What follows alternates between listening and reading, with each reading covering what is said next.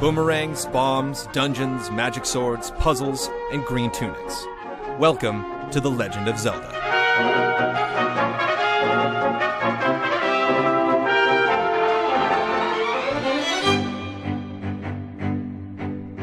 With 20 years of hit titles under its belt, the Legend of Zelda franchise has earned its right to be one of the most popular, influential, and critically acclaimed entities in all of video games.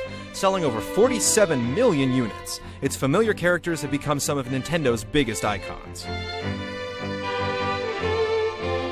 Created by Shigeru Miyamoto and inspired by his childhood, wandering the nearby forests of his hometown Kyoto, The Legend of Zelda made its debut in 1987 on the Nintendo Entertainment System.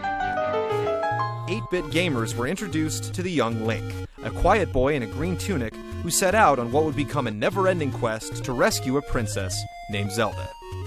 Unlike other games of its day, The Legend of Zelda dropped you in the middle of a gigantic world that was open to explore. From an overhead view, you ventured through the fantastical realm of Hyrule, with no direction or guide. This unconventional structure made The Legend of Zelda one of the first free-roaming games ever created. It was up to you to decide where you wanted to go and what you wanted to do. You could journey into dungeons out of order. Some could only be reached with certain items like the raft, or would be extremely difficult to navigate with only 3 hearts and no bow, but it was up to you to make those choices. Luckily, the Nintendo Fun Club newsletter released a map of the overworld. While it outlined the land of Hyrule screen by screen, giving the players a sense of direction, it didn't take away from the sheer size of the game or its difficulty. The Legend of Zelda pioneered an advanced inventory system and introduced the ability to store dozens of different items used to solve puzzles or battle creatures in real time. Zelda was also the first console game to give players the ability to save their progress via battery-backed memory. This feature alone was a clear sign that the game could not be beaten in a couple of hours. It was one of the largest adventures to date, and held that title for some time afterward.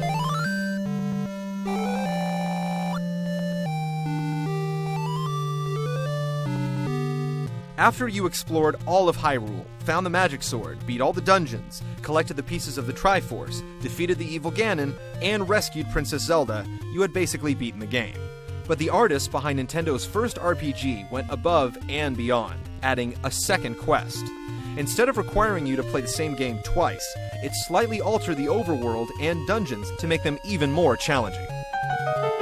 Not only did Zelda's gameplay set new standards for the genre, but its music was unlike anything anyone had heard before on the NES. 2 decades later, it's still one of the most recognizable music cues in all of video games. Even other Nintendo titles like Mario and Metroid have lost their inaugural themes over time, but every Zelda adventure ever made has featured this trademark anthem.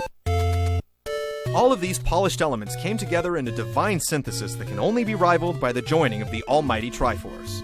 The original Legend of Zelda has been copied and imitated time and time again, but few have succeeded in making a game of its caliber, or spawning a franchise as emotionally revered. The following year, Nintendo released Zelda 2: The Adventure of Link. It's still the only game in the series to drop the Legend of Zelda title, and the only numeric sequel. Zelda 2 was a vastly different experience. It introduced more role-playing elements like experience points, and swapped the overhead view for a side-scrolling perspective. There were no rupees to collect either, which makes it unlike any Zelda game other than Four Swords Adventures. Zelda 2 was extremely difficult, largely due to the fact that you only had 3 lives, and once those were gone, you had to start all the way back at the tomb of the sleeping princess.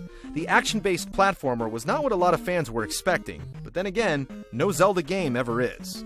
While considered the black sheep of the franchise due to its fundamental differences, Zelda 2 still introduced many groundbreaking elements that have stayed in the series. The Adventure of Link was the first time our young hero used magic, if his brand new magic meter was full, that is. The 8-bit sequel introduced the hammer, which would remain a necessary tool for Link to use against seemingly immovable objects. Zelda 2 also featured a highly advanced combat system, which created more dynamic battles with armed enemies. You had to outmaneuver their shields to land each strike while trying to block their high and low attacks.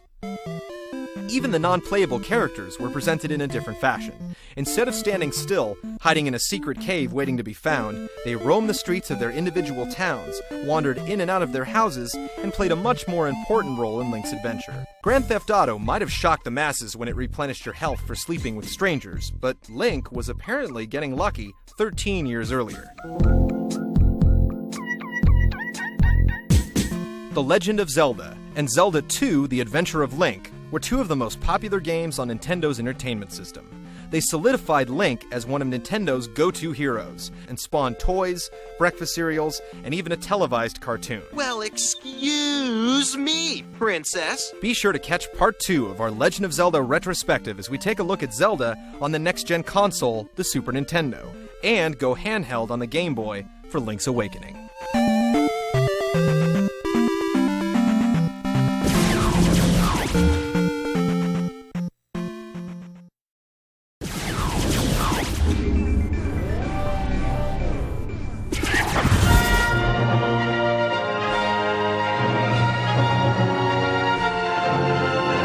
Boomerangs, bombs, dungeons, magic swords, puzzles, and green tunics.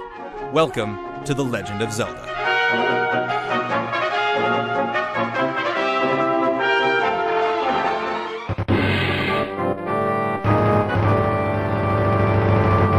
After Nintendo had players around the world placing the Japanese 8-bit home entertainment system next to their VHS and cassette players in the mid to late 1980s, a new decade began, and with it, a new era in video games.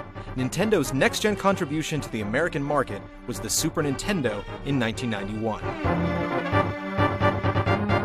The system launched Nintendo's legacy of reinventing their franchises for a new generation, a technological leap that still captivates our imaginations today. The advanced system meant a new free-roaming kingdom of possibilities, and an updated continuation of Link's adventure was at the forefront of every Nintendo fan's mind. 1 year later, in 1992, the gallant sprite set out to destroy all 16 bits of evil in The Legend of Zelda: A Link to the Past.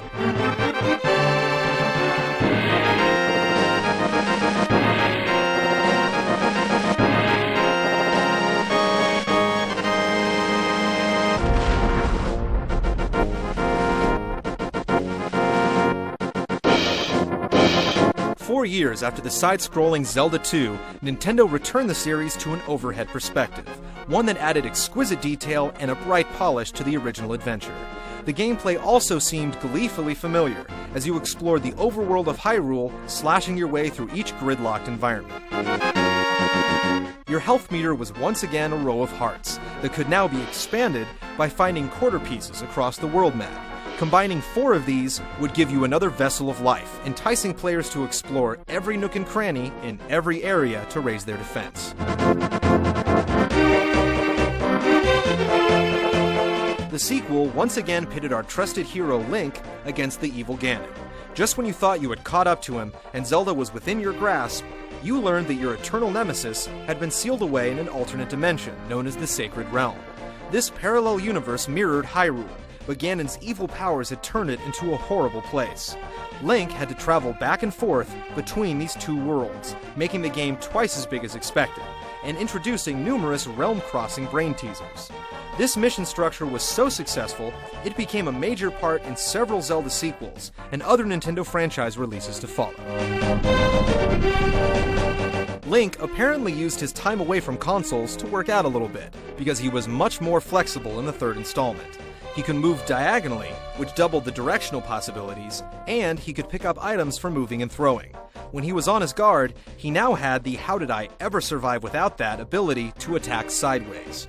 Instead of only thrusting his sword forward, Link could stand up against multiple enemies with a move that evolved into a mainstay for future games. A Link to the Past also introduced new items, as fans had come to expect. These included the hook shot for grappling, Pegasus boots for dashing, and the Master Sword, the beloved blade of power that would become the Little Green Warrior's Excalibur. One innovation that added a new level to dungeon exploring, literally, was the addition of an upstairs or downstairs to most of the castles and underground interiors. Link could travel up and down each floor, often finding himself on the same screen twice as he took the high or low road back and forth. He would even fall through floors unexpectedly. This feature not only returned in numerous overhead sequels, but it was an interesting development that would one day become a full 3D experience on the N64.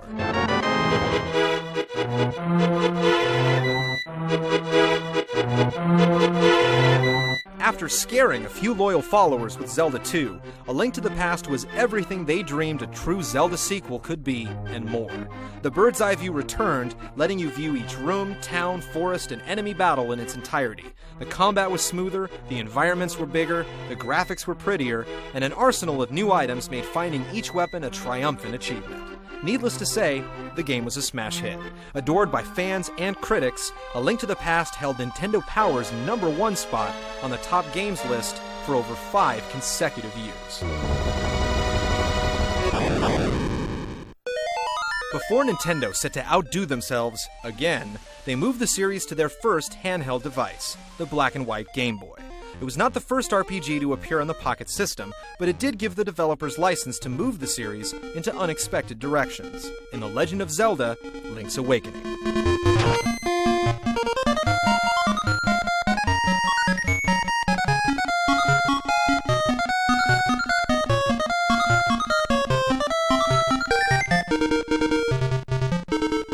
While sailing back to Hyrule after training abroad, Link was caught in a storm and shipwrecked on Koholint Island. The only way our hero could return home was by snapping the Wind Fish out of his never-ending slumber. Link's Awakening was the first Zelda game to be set outside of Hyrule, and the main Triforce storyline. Princess Zelda was only mentioned at the beginning, and subsequently stepped out of the spotlight as your primary objective. The on-the-go adventure was the first of the top view games to feature jumping, a talent Link's cousin Mario had been perfecting for 12 years. This tossed platforming elements into the growing gameplay modes, and added another ability that would become vital when the camera eventually dropped down into the third dimension 5 years later. Link's Awakening was also the first in the franchise that allowed you to assign both buttons to different items, and neither had to be your sword. This opened up new puzzle possibilities like having to dash with the Pegasus boots and jump with Rock's feather. Side quests weren't something that Link hadn't seen before, as there was always much more to do in each Zelda game than you were required to, but the Game Boy exclusive introduced the first trading sequence. This involved meeting several NPCs and traveling to multiple scattered locations to unlock a bonus item, and it continued to beckon true adventurers, itching to find all there was to find on each map in the years and games to follow. Link's Awakening also had an unexpected comedic edge by being surprisingly self-aware. Characters would inform you how to save your game, and then explain that they had no idea what that meant. One character you met introduced himself, and then told you he'd be lost in the forest later on and asked you to keep an eye out for him. To go along with its goofball humor, the Game Boy release featured an uncanny amount of Mario character cameos.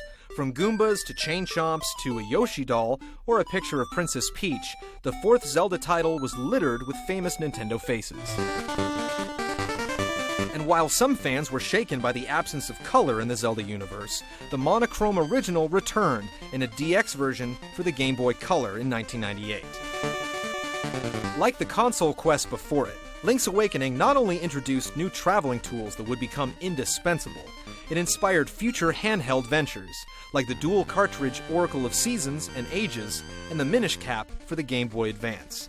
It was also the first time Nintendo goers could take Link on the road thanks to the Game Boy's remarkable battery life. Considering how much there was to collect and conquer in each Zelda title, it made it that much more tempting to play when the device was tucked away in your backpack, front pocket, or custom carrying case.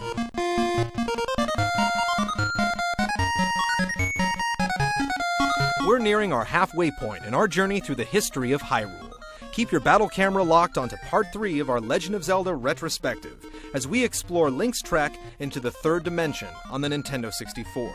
It was there that he starred in what many consider to be the best in the series, and one of the finest video games ever made, the Ocarina of Time, as well as its controversial time-traveling follow-up, Majora's Mask.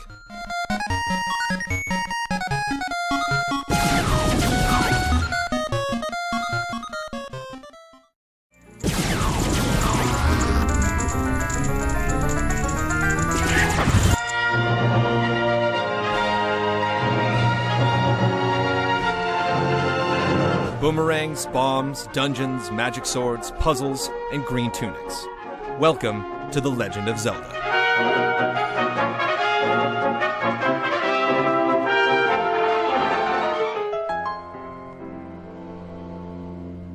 While the late 80s and early 90s were quite good to Link, the mid-90s were like Ganon's Sacred Realm for Zelda fans, empty and miserable. Nintendo was busy developing a CD-ROM add-on for the Super Nintendo with Sony, but soon broke the contract to join with Philips. Sony went on to create the PlayStation, and Nintendo eventually dropped the add-on project altogether. However, while partnering with Philips, Nintendo let them borrow the rights to the characters Link, Zelda, and Ganon. Philips went on to create its own CDI console and used its ticket to Hyrule to make 3 Zelda games: Link, The Faces of Evil, Zelda, The Wand of Gamelon, and Zelda's Adventures. Released throughout 1993 and 1994, these games were an absolute joke. Nintendo took no part in developing them, and most fans wish they had never been made. Time slowly crept by for Nintendo fans as they crossed their fingers for Link's true return. It was clear that the industry would have to move into 3D, and everyone's favorite franchise friends would be forced to go with it. This was exciting, but given the unpredictable nature of the Zelda franchise, no one knew what to expect. When the Nintendo 64 was released in 1996, Mario's first appearance in 3D gave gamers a taste of the incredible adventure to come. 2 years later, that quest was dubbed the Ocarina of Time.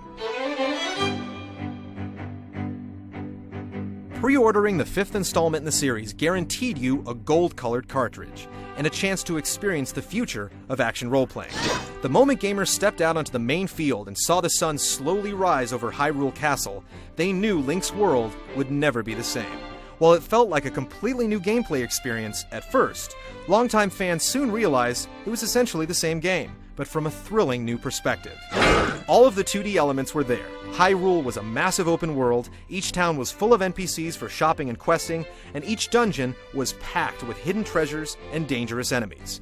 It was a formula Nintendo had been perfecting for over a decade, and it was an indescribable joy to see it play out in third and first person.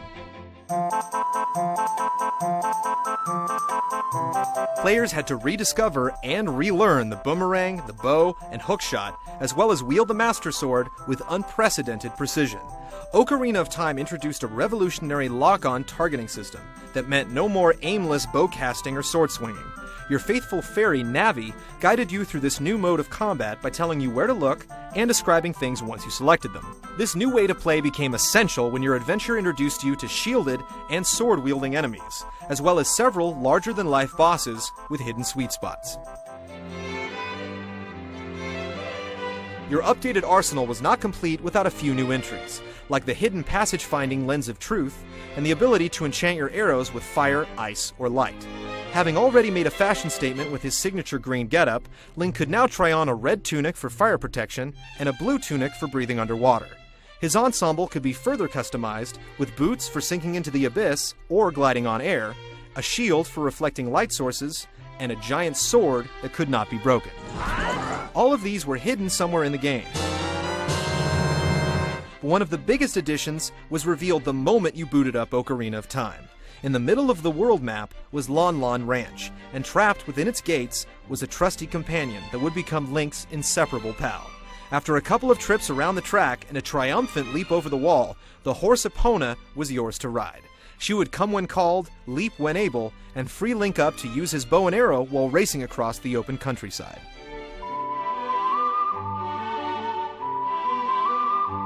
The most significant enhancement, and one that was pivotal to the core of the storyline, was the ocarina itself.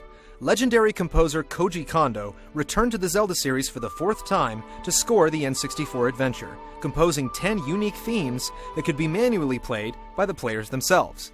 As Link encountered pivotal story characters, they passed down their knowledge in the form of a quick tune you could tap out using the yellow directional buttons. These infectious ditties served as the backbone for the game's brilliant musical score. While these tunes helped Link open doors, turn day into night, and even transport himself across the world map, uncovering the Master Sword led to the game's biggest surprise. After pulling the blade from its resting place, Link was trapped in a dimension that catapulted him right through puberty into adulthood. This plot shift changed everything from the weapons he could use, to the moves he could perform, to the places he could go. But no location he rediscovered in this apocalyptic future was the way he left it. In the time Link was gone, Ganon had cast his evil shadow over the land and tainted all who lived there, similar to his nefarious deeds in A Link to the Past. While Link could eventually travel back to the time he remembered, he would have to face off against an oversized future Ganon to stop him once and for all. While many expected the next Zelda title from Nintendo to exceed everyone's expectations, Ocarina of Time was truly a masterpiece. The graphics might not have been on a PlayStation performance level, and the water temple was absolute torture, but the balance in between all the quests the game had to offer was eternally gratifying. It remains one of the finest achievements in gaming.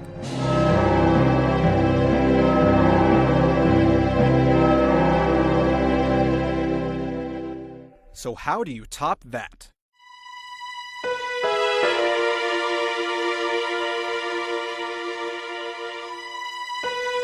Following the endless critical success of the Ocarina of Time, including numerous perfect scores and Game of the Year nods from major gaming publications, Nintendo decided to guide the Zelda series through another sharp turn, one that a lot of fans found unsettling.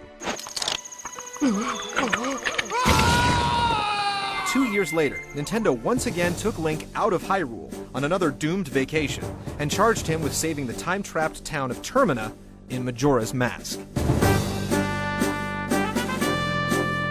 From the very beginning, fans were stripped of everything they had grown to love.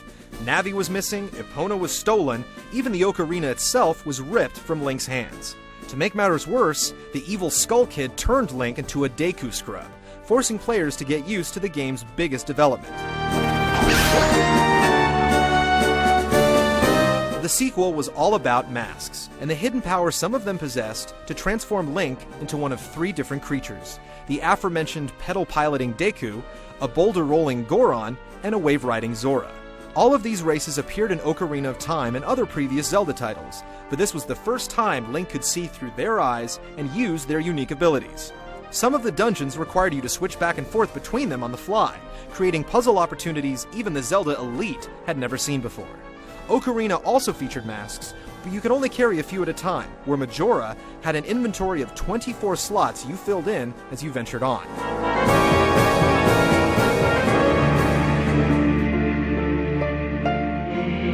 These transformations seem to replace Link's ability to become his older self, a detail some fans sorely missed. While there was no way for Link to travel into the future, he could eventually drop 3 days into the past again and again, a cycle that became Majora's unique method of storytelling. Playing by the clock meant you had a little extra pressure to complete your objectives, because if the cycle was left to finish, Clock Town and the world around it would be destroyed by the evil moon looming over the land.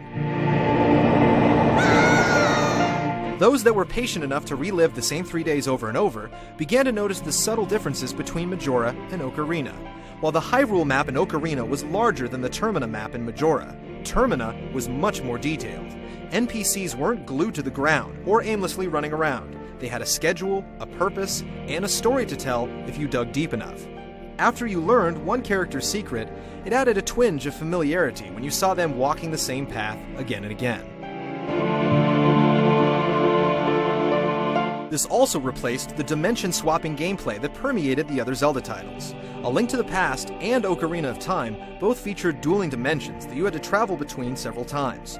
Termina was one big map and one huge world to save. You just had so many days to see it all. While Termina was not Hyrule by any means, it did share certain similarities.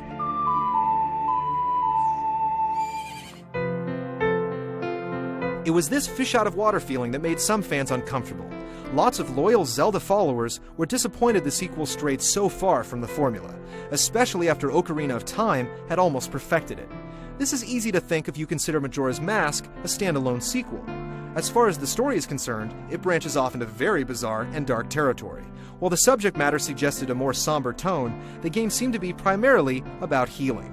All of your masked compatriots had their own custom healing song, and your objectives involved curing the land from the conditions that poisoned it. But from a gameplay perspective, the two Nintendo 64 titles complement each other beautifully. One brought the humongous land of Hyrule to life in two eras for the price of one, and the other sought to look closer at the world and the intricate characters living in it. Essentially, each one has what the other one doesn't, and many consider the sequel to be as exceptional as the original.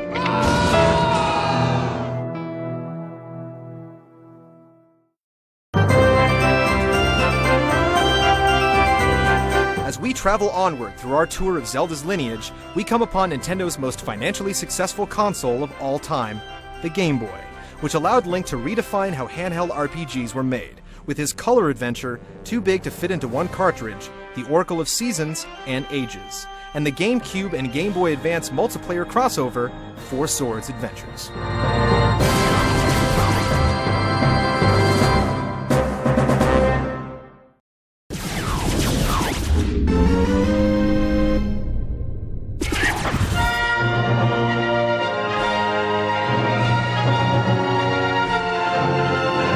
Boomerangs, bombs, dungeons, magic swords, puzzles, and green tunics. Welcome to The Legend of Zelda.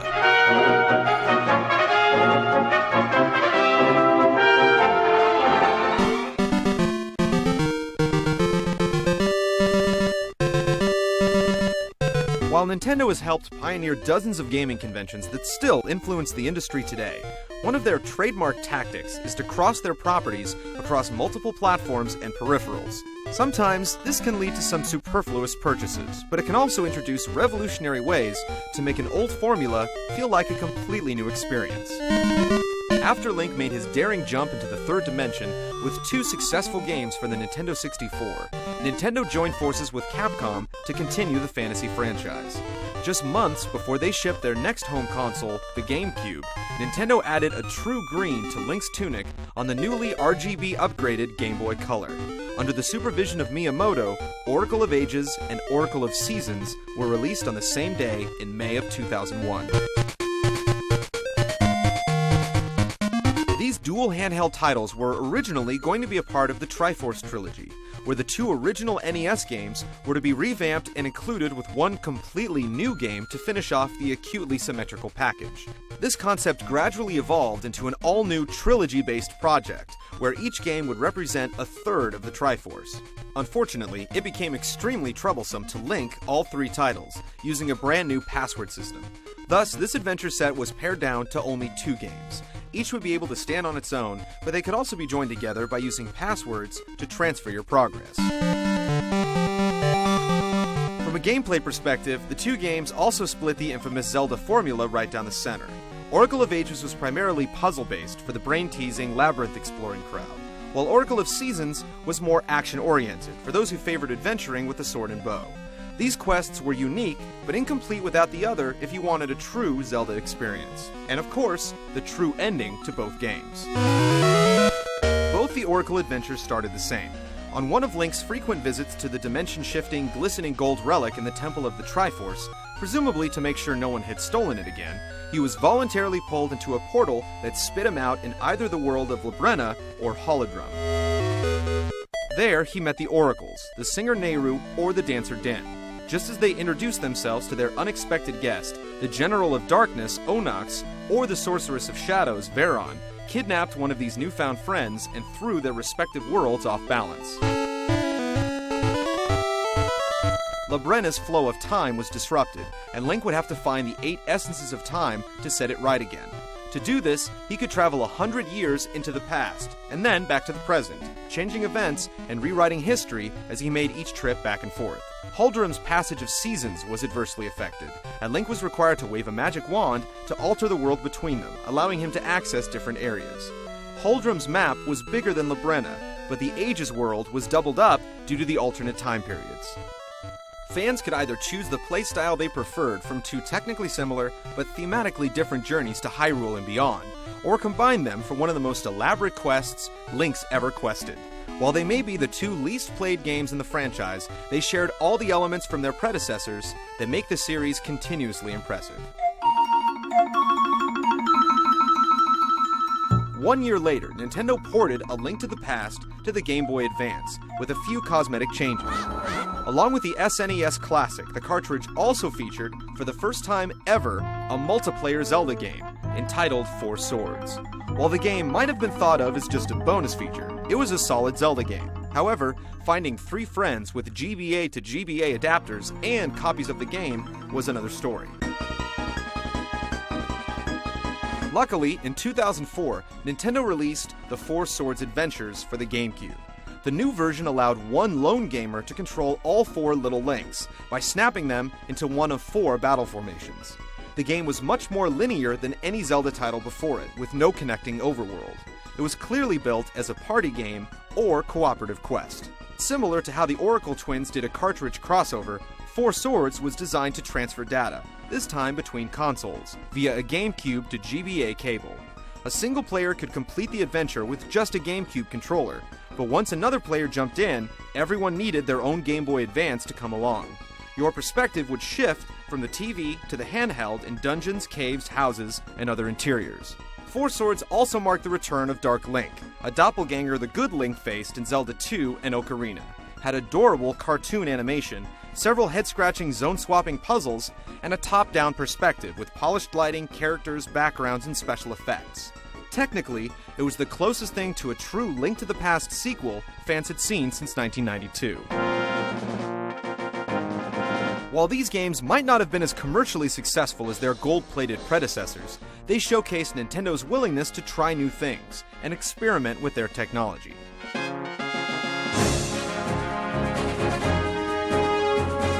Stay tuned as we follow Link's journey back to consoles with a brand new, unexpected look in the Wind Waker, and the penultimate example of Link's handheld prowess, the Minish Cap.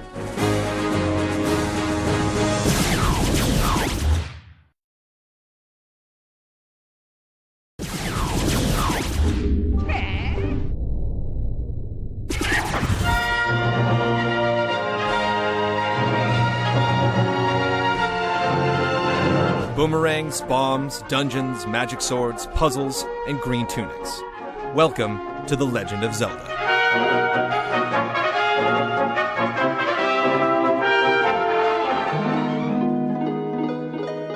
In August of 2000, at the Space World Expo, Nintendo unveiled the GameCube for the first time. One of the demonstrations being shown was a battle between Ganon and Link, similar in appearance to the old Link and Ganondorf from Ocarina of Time. The brief technical tease lasted barely a minute, but its impact lingered for a full year. Fans could only speculate at what Miyamoto might have in store for the 4th generation of Zelda. Their wildest dreams were way off. The following year, Nintendo introduced gamers to a Link they definitely didn't recognize. It was quite a shock, and a move some longtime denizens of Hyrule felt was entirely in the wrong direction.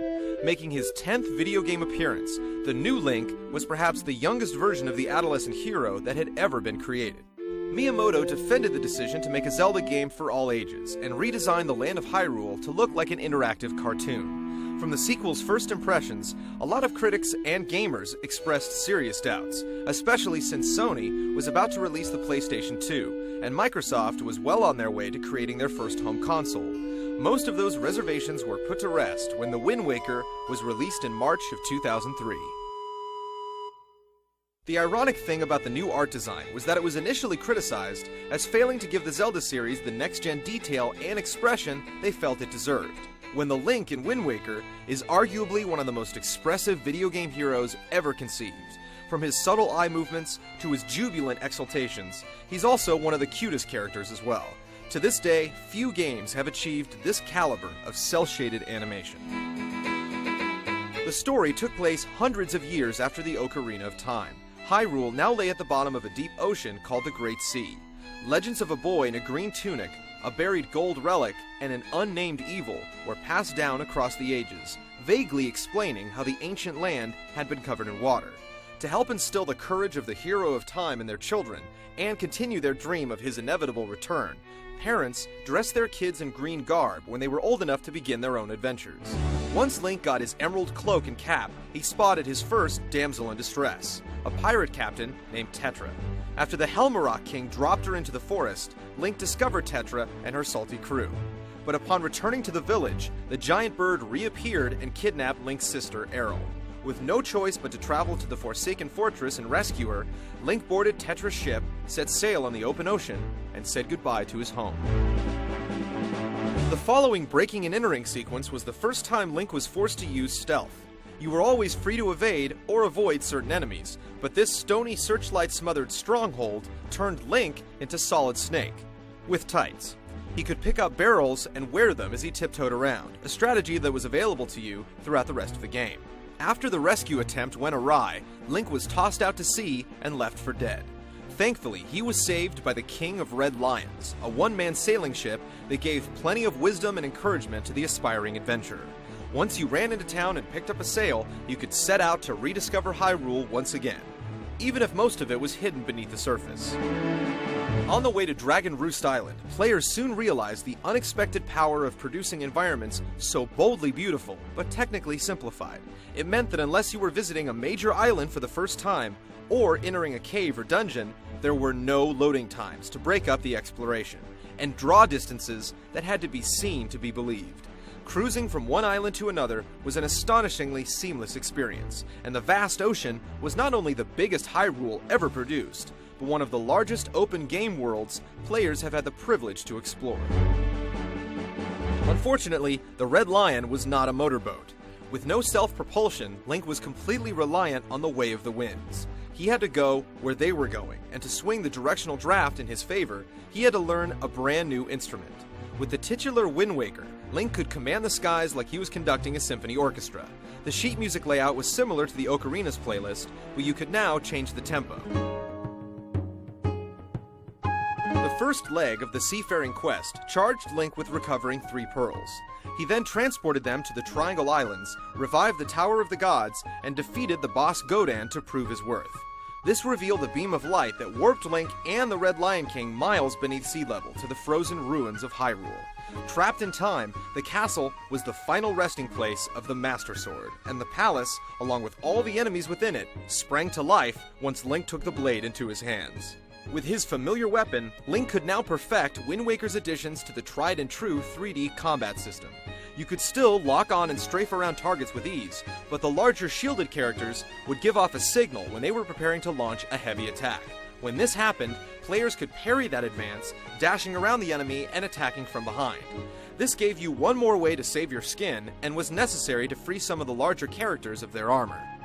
After fighting his way back to the surface, Link soon realized that Ganon still lived. Tetra was actually Princess Zelda, and the King of Red Lions was really the King of Hyrule, who hadn't appeared in a Zelda title since A Link to the Past. He helped Zelda form her Golden Wisdom Piece, informed Link of Ganon's villainous but predictable plan to steal the Triforce, and tasked the young lad from Outset Island to restore power to the depleted Master Sword, unravel 8 nautical charts, slowly revealing the location of the Triforce of Courage, and face Ganon once again. Upon giving Ganon another splitting headache, Hyrule finally succumbed to the pressure of the Great Sea. As Link and Zelda ascended to the surface, the King, Ganon, and the kingdom players had explored for almost 20 years disappeared beneath a torrential tidal wave. These events lead directly into the upcoming Phantom Hourglass for the Nintendo DS. Those who persisted through Link's first GameCube adventure had to stop at least once and marvel at its magnificence. Despite its relatively tame difficulty level, the sheer size of the world and the quest was enough to make the most dedicated fan sigh with exhaustion. The Wind Waker proved that each Zelda adventure will be far from what you expect, while showcasing hours of careful design and years of technical experience.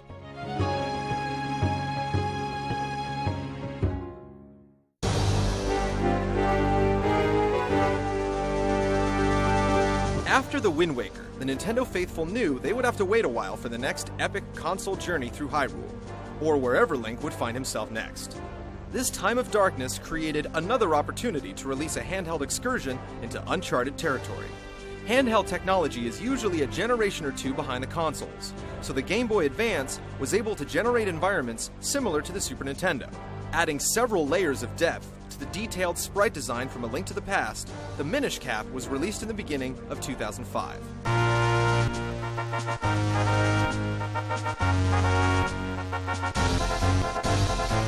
Every 100 years, the Pickery, or the Minish as they like to call themselves, return to Hyrule and grant humans with magical gifts to commemorate the time when they saved the kingdom from imminent destruction. A Pickery festival is held to celebrate their arrival, along with a sword-fighting competition. But when the victor Vaati receives his prize, the Pickery sword, he destroys it and turns Princess Zelda into stone. The king and his royal counselor turn to Link, son of the local blacksmith, to bring her back to life. Like all the other portable Zelda journeys, the Minish Cap showed gamers a side of Link's hometown they had never seen before. Your perspective allowed you to look underneath the surface of Hyrule and discover each Minish environment. This miniature race was widely thought to be a fairy tale, but Link could witness the proof of their existence firsthand by shrinking himself at one of several Minish altars. The crafty little critters loved to hide things under objects, which explained why Link's been known to find random treasures underneath rocks or patches of green grass in each game. Near the beginning of the quest, Link was introduced to Ezlo, a bird-like creature closely resembling Link's green cap. Ezlo helped reduce Link's stature so that he could head out on his mission of microscopic proportions. The trials ahead included collecting and assembling multicolored kinstones, and discovering the 4 quarters of the broken Pickery sword to restore it to full 4-sword strength. Ezlo eventually revealed that he was Vaati's mentor, and they were both once Minish. Vaati stole one of Ezlo's wish-granting caps, transforming himself into a mighty sorcerer. He then morphed Ezlo into his current state and became drunk with power. Link's fight to save the Light Force led him through the tiniest cracks and biggest dungeons in Hyrule, through an Alice in Wonderland tale that only the action RPG wizards at Nintendo could realize. Vaati was eventually destroyed, Hyrule was saved, and the doorway to the Minish world was closed. This ended the last Link adventure ever created. No Zelda title has been released in almost 2 years.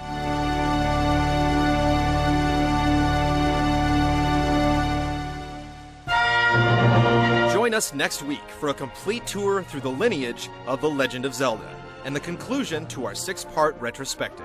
In the final installment, we'll follow each game chronologically through the history of Hyrule, shedding light on the hidden connections between each title, and taking in one of the most successful video game series of all time, from start to finish.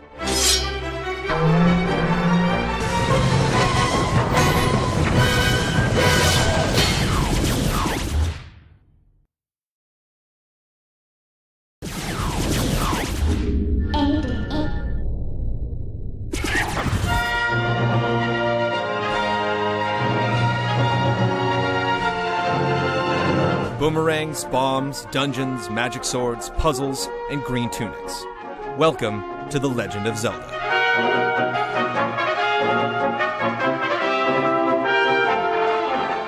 Warning: when discussing the history of Hyrule, very little can be considered absolute. Nintendo has yet to release an actual timeline of the events that take place within each Zelda title and how they connect. The following segment is our theory of how each game fits into Nintendo's grand scheme, if there even is one. We're not saying that this is the absolute answer, but our findings will hopefully open up a few ideas about Hyrule's past you may have never thought of before. Hyrule was created by 3 goddesses, Din, Nehru, and Foror. Once they created the fantasy world, they left it. All that remained in their wake was the Triforce, and the void that was created in the spot where they crossed dimensions. This became known as the Sacred Realm, or Golden Land, to the inhabitants of Hyrule. All of this is told during a cutscene that plays partway through the Ocarina of Time. Several sages emerged out of the Hylian people. They constructed numerous temples, including the Temple of Time, and the Master Sword, to protect the Triforce and the Sacred Realm. Before long, a war began amongst the races of Hyrule to find the Triforce, and it lasted for several ages. Eventually, the Minish grew sick of the never-ending conflict and created the Pickery sword. This weapon was given to Gustav, a soldier garbed in green, who used it to stop the Long War. Gustav was dubbed King of Hyrule, and the Pickery sword, or 4-sword, was placed in a pedestal. Every 100 years, a swordsmanship tournament would be held, and the winner would be permitted to touch the legendary blade. Most of this information was first revealed in the Minish Cap for the Game Boy Advance. A number of theories, including our own, consider Minish Cap to be the earliest game in the timeline.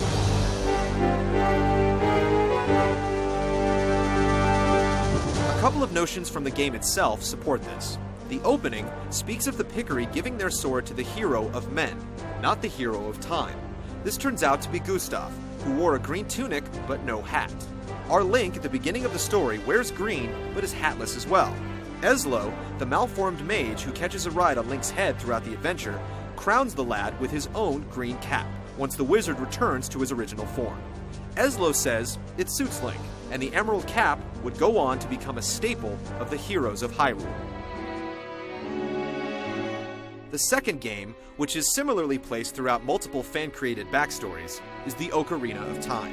It seems to feature the first appearance of Ganondorf, as the King of Hyrule doesn't seem to know about his evil intentions. Ganondorf was busy searching for the entrance to the Sacred Realm so that he could wield the power of the Triforce and rule Hyrule. But after years of finding nothing, he decided to trick the king into helping him. Every other Zelda title, except for Minish Cap and Majora's Mask, has mentioned Ganon in some way, shape, or form. If these adventures are chronological, Ocarina would have to be second in line. In 1998, Miyamoto also stated that the Ocarina of Time is the first story. This was about 6 years before the Minish Cap was released. After Ocarina, however, things get a little foggy. Majora's Mask obviously follows it, but after that, we've seen a surprising amount of variation. Some ideas end with the Wind Waker, and some with the original 8-bit games. The one we found to be the most compelling and confusing is the split timeline theory. It begins to drastically shift the legend directly after Ocarina of Time. The theory argues that 2 different Hyrules were created at the end of that game.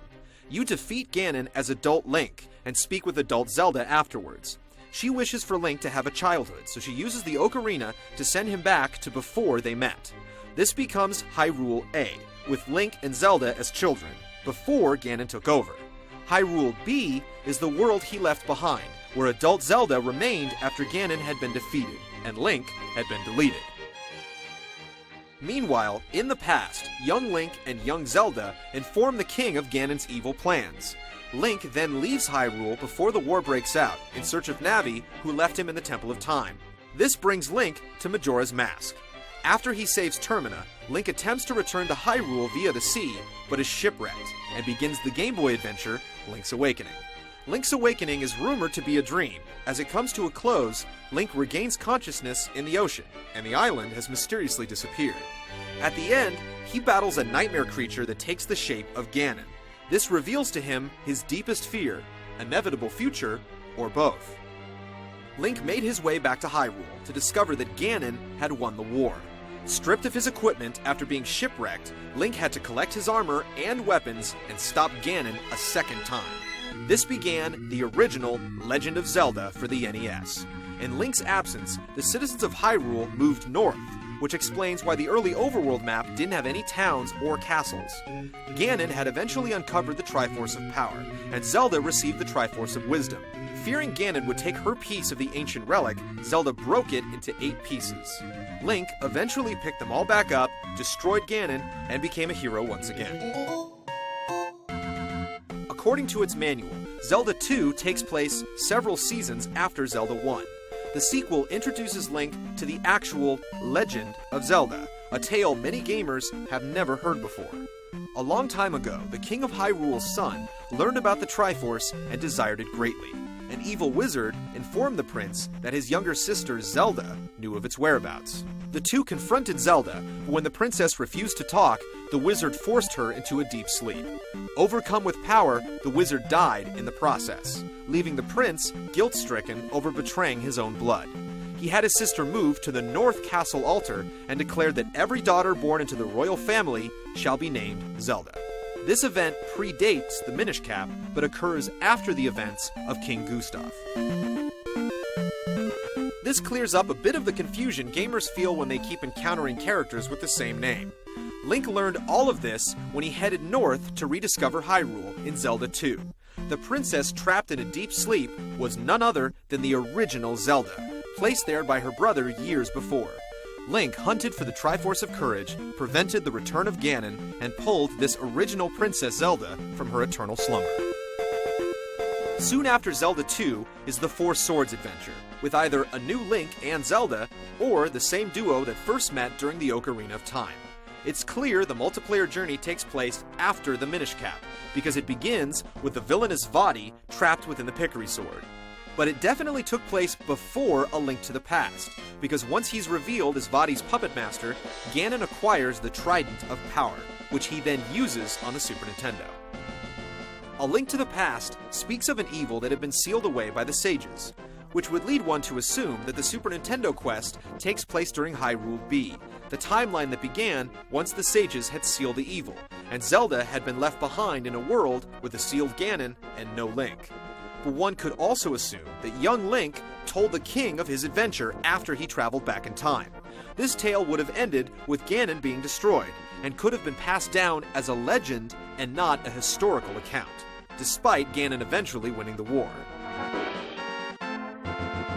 In issue 165 of Nintendo Power, Eiji Onuma, who was the assistant director on Ocarina and directed Majora's Mask, Wind Waker, Twilight Princess, and Phantom Hourglass, said, "If you think back to the end of Ocarina of Time, there were two endings in that game in different time periods.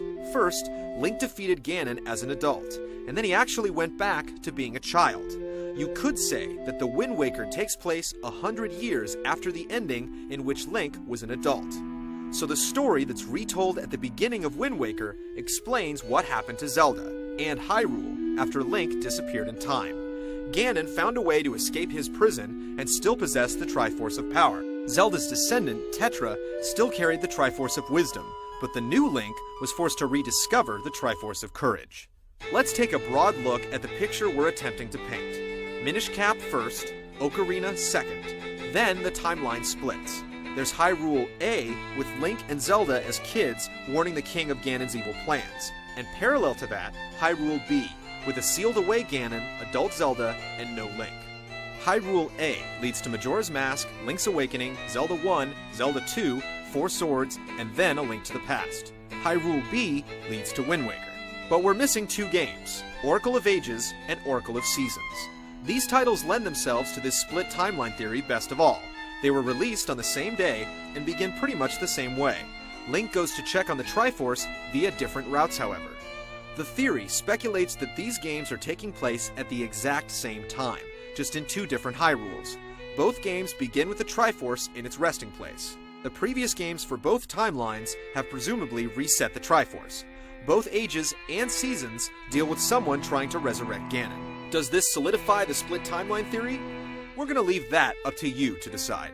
We're not sure which Game Boy Color adventure takes place in which timeline, but we've speculated that both games occur at the end of each, or at least the end of the story that's been told so far. That was fun, but we also have two brand new Zelda games coming out that could totally shatter this and all other theories. What we do know is that Phantom Hourglass takes place after Wind Waker. As long as the game doesn't resurrect Ganon or disturb the Triforce, it fits in this timeline with no problem, and we can't wait to get our hands on it. The real question is, where does Twilight Princess fit? And will it connect any of these dots?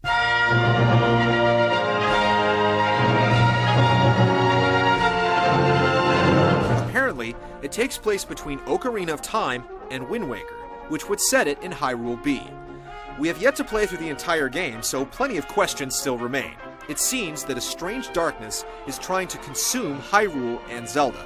Could this darkness be trying to destroy the princess due to the split she caused by returning Link to his childhood? Or is it just Ganon trying to make his evil return?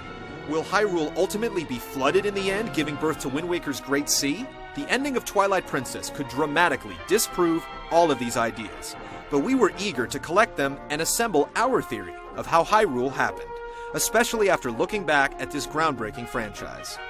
Thanks for joining us on our 6-part retrospective on The Legend of Zelda. We look forward to discussing and debating multiple timelines and dimensions as Nintendo continues one of the greatest fantasy adventures of all time.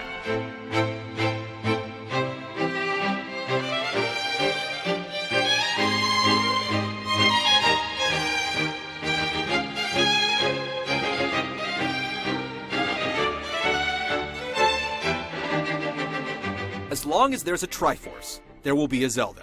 As long as there's a prosperous kingdom, there will be an evil bent on destroying it. And as long as there's an oppressive force threatening Hyrule, there will be a boy in a green tunic, silver shield, and magic blade to stand against it.